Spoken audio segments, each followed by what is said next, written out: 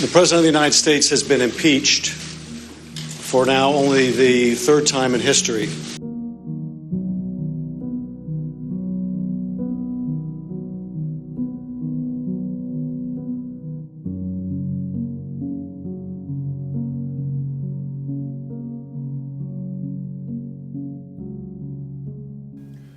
We are here today because Donald J. Trump, the 45th President of the United States, abused the power of his office, the American presidency, for his political and personal benefit.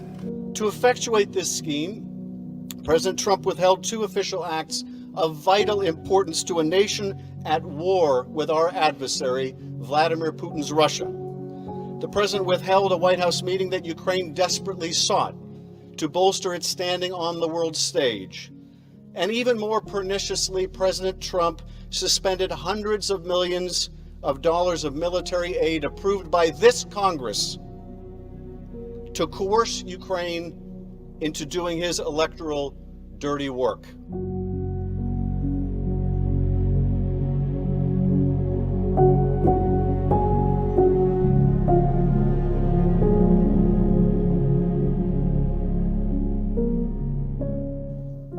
To withhold that assistance for no good reason other than help with a political campaign made no sense.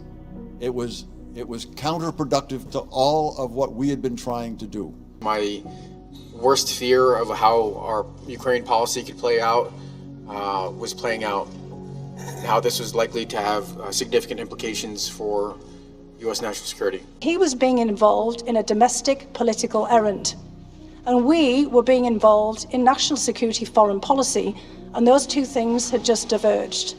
I then heard President Trump ask, so he's going to do the investigation. Ambassador Sondland replied that he's going to do it, adding that President Zelensky will do anything you ask him to do. Was there a quid pro quo? As I testified previously, with regard to the requested White House call and the White House meeting, the answer is yes.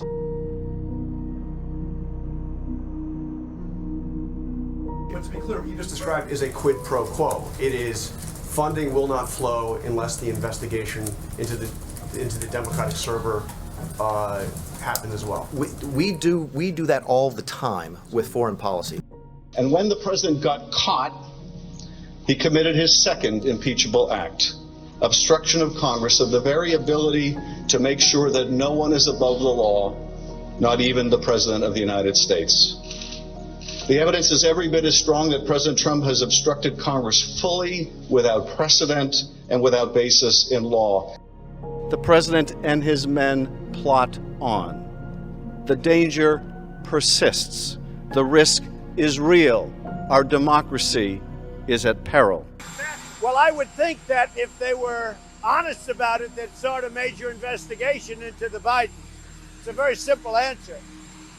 They should investigate the Bidens. And by the way, likewise, China should start an investigation into the Bidens. Rudy Giuliani telling CNN's Dana Bash that he's wrapped up his trip in Ukraine. He's been in Europe this past week as part of a bid to keep digging for dirt on President Trump's political rival. And I have news for everybody.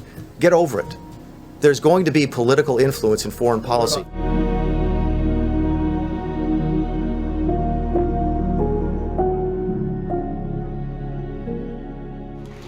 What is at risk here is the very idea of America.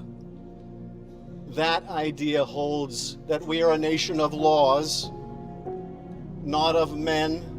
We are a nation that believes in a rule of law. When we say we uphold the Constitution, we're not talking about a piece of parchment. We're talking about a beautiful architecture in which ambition is set against ambition, in which no branch of government can dominate another.